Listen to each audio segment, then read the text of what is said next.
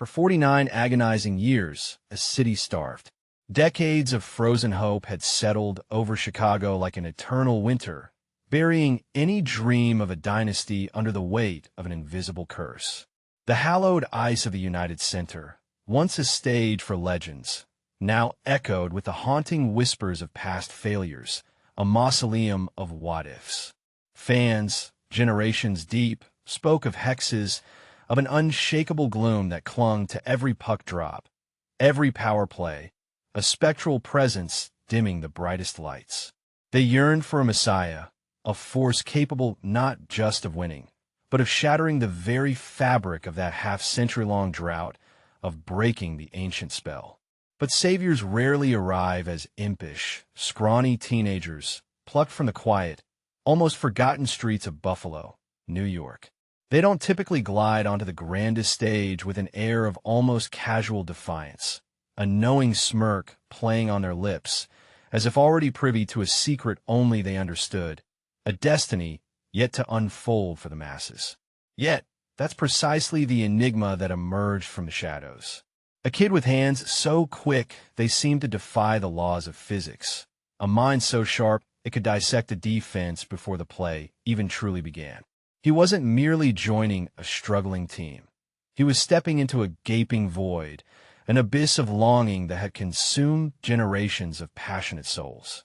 With his arrival, the very atoms of Chicago's hockey destiny began to hum, vibrating with an energy that felt both exhilarating and deeply unsettling.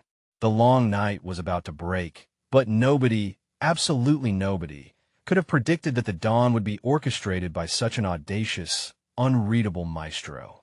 The question wasn't if hope would return, but how this singular figure would unravel the threads of fate. From the very first moment he touched the professional ice, an almost mystical aura seemed to cling to Patrick Kane, a silent hum of genius perceptible only to those who truly watched. It transcended mere athletic skill. It was an intuitive connection to the game itself, a profound dialogue between player and puck that went beyond learned mechanics, bordering on the telepathic. Long before he adorned the iconic red and black, whispers from his junior days detailed Kane's peculiar training regimens, practicing complex stick-handling routines with his eyes closed, sometimes for hours on end, as if diligently mapping the ice's unseen currents and the very fabric of its energy. This wasn't merely rote practice. It was an intimate communion, a relentless development of an instinct so profoundly ingrained it bordered on precognition. He wasn't just moving the puck, he was guiding it, coaxing it, making it dance to an intricate rhythm only he could instinctively hear. Defenders, even those with decades of experience, perpetually found themselves a step behind, constantly reacting to a play that had already unfolded in exquisite detail within Kane's mind. His uncanny ability to weave through heavy traffic, to slip through the tightest of checks, wasn't a product of brute force, but of an almost ethereal spatial awareness, as if he perceived the ice in a dimension beyond the conventional three. The puck, for Kane, was never just a piece of vulcanized rubber. It was a sentient extension of his will, an obedient servant to his every whispered command. He would turn innocuous moments into flashpoints of danger, conjuring scoring chances from seemingly barren ice, much to the wide-eyed bewilderment of opponents and the sheer, almost disbelieving delight of a fan base ravenous for magic. His passes, often delivered with a deceptive gentleness, found their target with the unerring precision of a laser, often through impossibly tight, fleeting windows that only he seemed to register. Every shift became a spellbinding performance, every delicate touch a master brushstroke on a pristine canvas of ice, painting masterpieces of deception, dexterity, and daring. It was clear, even in those nascent years, that this wasn't just a hockey player. This was an artist, an illusionist, a weaver of spells, poised to redefine the very boundaries of what was considered possible on the frozen stage. The tension that built in the arena wasn't merely about the score. It was about the breathless anticipation of how he would bend reality next, how he would twist the predictable into the utterly sublime. As the Blackhawks' improbable destiny began to truly crystallize, Kane's on-ice genius blossomed into something truly singular, a force that often dictated the ebb and flow of entire games with the subtlest, almost imperceptible movements. His vision wasn't simply about identifying the open man. It was about seeing the future of the play, the cascading ripple effects of every micro-decision across the ice. In one particularly astonishing moment of pure, unadulterated chaos during a pivotal playoff game, Kane once feigned a pass so convincingly, so utterly without physical commitment, that 3 seasoned opposing players simultaneously committed their bodies to blocking an invisible lane, leaving the actual, intended target utterly wide open for an easy score. This was no mere fluke. It was psychological warfare at its most refined, a breathtaking mastery of misdirection that left even the most veteran defenders grasping at shadows, questioning their own perceptions. He possessed an innate, almost unsettling understanding of the geometric architecture of the rink, the complex physics of the puck's trajectory, and most crucially, the mental architecture and anticipated reactions of his adversaries. He wasn't merely playing against them. He was playing with their expectations, twisting their learned assumptions and conditioned responses into his own devastating advantage. The way he manipulated the puck, dragging it back, pulling it forward, always kept defenders guessing, forever off balance, eternally questioning what his next impossible move would be. He played a game within the game, a high-stakes chess match unfolding at lightning speed, where every decision, every feint, carried layers of unspoken consequence. The roar of the crowd would erupt, yet often they didn't even grasp the true, intricate brilliance of what they'd just witnessed until the subsequent replay slowly revealed the subtle head fake, the almost imperceptible shoulder drop, the fraction of a second delay that miraculously unlocked an entire offensive zone. There were moments when it felt as if he was operating on a different temporal plane altogether, perceiving time slower, allowing him to execute maneuvers that, by all conventional understanding, simply shouldn't be possible at such breakneck speeds. The sheer anticipation of what impossible feat he might unleash next became its own visceral form of tension, a constant, electrifying undercurrent of wonder for his fans and profound dread for his opponents. This wasn't just hockey. It was an unfolding mystery, a performance art on ice, and Kane, the enigmatic protagonist, was continually writing its most captivating chapters. The burgeoning Blackhawks dynasty wasn't merely built upon raw talent. It was forged in the relentless crucible of immense pressure, moments where lesser players, even proven stars, invariably crumbled. Yet, it was precisely in these infernal crucibles that Kane seemed to not just survive, but profoundly thrive. His outward demeanor, often playful and almost impish, frequently belied the seismic internal forces at play, the monumental expectations resting on his slender frame. Even as the puck dropped for the final sudden-death overtime of a Stanley Cup final, a game with the collective hopes of an entire city hanging by a thread, teammates recount Kane being the only one humming a tune on the bench, an almost unnerving calm before the storm. It was not arrogance. It was an almost alien level of composure, a deep-seated, unshakable belief in his own singular ability to bend the outcome to his formidable will, even when the stakes had reached astronomical, dizzying heights. This wasn't just a player. He was a human pressure valve, capable of absorbing the collective anxiety and desperation of an entire metropolitan area, channeling that immense, suffocating weight into precise, game-altering moments of audacious brilliance.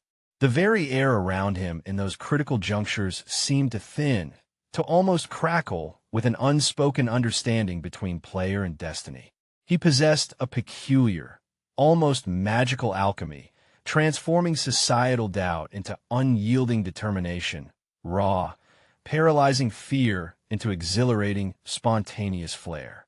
Every audacious spin, every audacious deke, every seemingly impossible pass wasn't merely a fleeting display of dazzling skill. It was a defiant statement against the crushing weight of expectation, a reassertion of absolute control in moments designed specifically to breed chaos and uncertainty. He didn't just meet the moment. He utterly redefined it, twisting potential failure into exhilarating, unforgettable triumph. The Blackhawks' improbable ascension wasn't a gentle, gradual rise. It was a relentless, thrilling, almost violent assault on history, punctuated by Kane's constant, audacious brilliance. His Conn Smythe Trophy in 2013 was a profound testament not just to his unparalleled points production, but to his almost preternatural ability to deliver in the clutch, to be the subtle whisper that transformed into an earth-shattering roar, the seemingly insignificant spark that ignited an unstoppable blaze. His Hart and Art Ross trophies in 2016, an unprecedented first for an American-born player, simply confirmed what everyone already suspected. He wasn't merely one of the best in the game. He was operating on an entirely different plane of existence, a solitary, unreadable figure rewriting the sacred record books with every flick of his wrist, every flash of his eyes. But for all the mesmerizing magic, for all the undeniable, irrefutable genius, there lingered an almost chilling undercurrent, a constant, unsettling whisper of how precariously close it all came to unraveling, how incredibly fragile the nascent dynasty truly was. There were moments when the universe itself seemed to conspire against them, when the crushing, suffocating weight of the moment threatened to obliterate not just the team's ambitions, but the very spirit of the city. The most profound, the most unsettling of these came on a balmy June night in 2010. Game 6 of the Stanley Cup final. Overtime, the entire world held its breath. The puck, obedient as always, found its way on a Kane's stick. He cut in, a flash of red and black, fired with a conviction that defied all doubt. And then an impossible, agonizing silence. A split second of terrifying, stomach-dropping quiet. The puck, for a terrifying eternity, simply vanished. Did it go in? Did it hit the post? A cruel ricochet designed to extend the curse for another half-century? Did it disappear into a temporal vortex? A cruel trick of fate designed to prolong the agony? The cameras struggled to keep pace. The announcers stammered, their voices laced with disbelief. The players on the ice looked around, bewildered, almost disbelieving of what their eyes couldn't confirm. For that suspended, excruciating fraction of a second, the entire fate of the Chicago Blackhawks, the crushing weight of 49 years of accumulated failure, the burning hopes of millions of loyal fans, hung suspended in a terrifying, existential void. It was a moment of pure, unadulterated cosmic dread, a horrifying pause where the future of an entire franchise, an entire city's belief system, teetered precariously on the very edge of nothingness. The puck, a seemingly insignificant disk of vulcanized rubber, had become a ghost itself, a spectral harbinger of either unimaginable glory or prolonged, suffocating despair. And then, as if a spell had been broken, the net finally bulged. Not with a dramatic, fabric-rending rip, but with a subtle, almost shy, almost gentle nudge. The puck, finally, was seen, nestled deep within the mesh. Patrick Kane, hands raised high, a wide, almost impish grin spreading across his face, as if he alone had known his precise, inevitable destination all along, as if he'd simply allowed the moment to unfold with maximum, agonizing dramatic effect. The unbearable silence shattered into an earth-shattering eruption, a visceral, collective release of decades of pent-up emotion, a joyous primal scream that shook the very foundations of the arena. It wasn't just a goal. It was an exorcism, a definitive declaration that the curse was broken, the drought irrevocably over, the ghosts of the past finally, gloriously laid to rest. That singular moment, initially unsettling in its profound ambiguity, transformed into the very genesis of a legendary dynasty, a silent, almost eerie beginning to a decade of unparalleled, breathtaking success. It was the precise instant the unseen Maestro truly revealed his hand, and the world understood that some destinies, however improbable, are simply inevitable. He didn't just score. He pulled back the final curtain on a new, golden era. And the ghost that haunted Chicago for nearly 5 decades, it didn't just smile, it danced.